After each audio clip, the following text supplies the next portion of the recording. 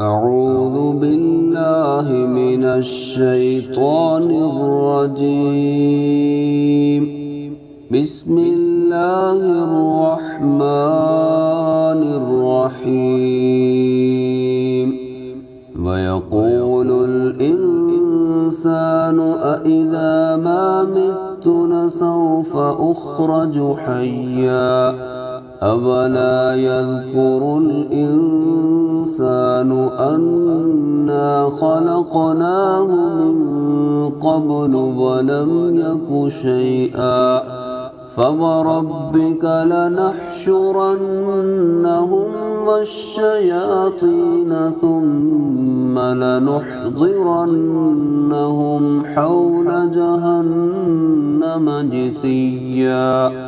ثم لننزعن من كل شيعة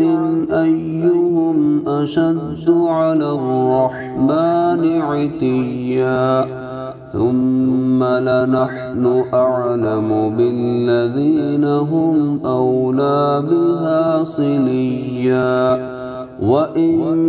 منكم إلا واردها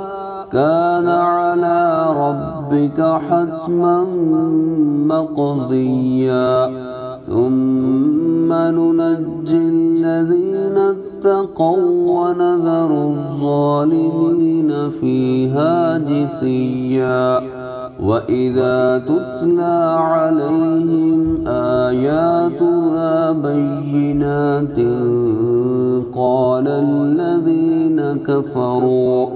قال الذين كفروا للذين آمنوا أي الفريقين خير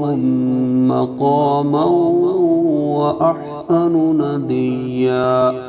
وكم أهلكنا قبلهم من قرن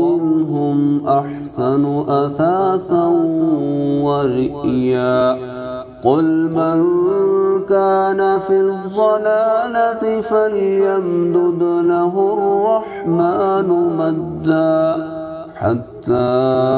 إذا رأوا ما يوعدون إما العذاب وإما الساعة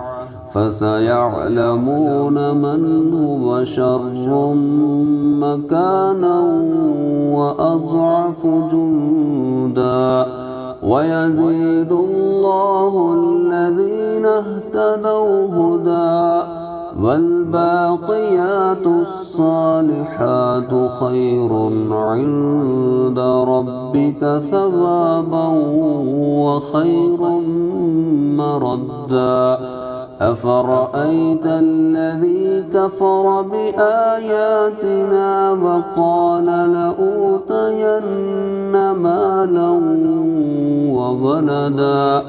أطلع الغيب أم اتخذ عند الرحمن عهدا كلا سنكتب ما يقول ونمد له من العذاب مدا ونرثه ما يقول ويأتينا فردا واتخذوا من دون الله آلهة ليكونوا لهم عزا كلا سيكفرون بعبادتهم فيكونون عليهم ضدا.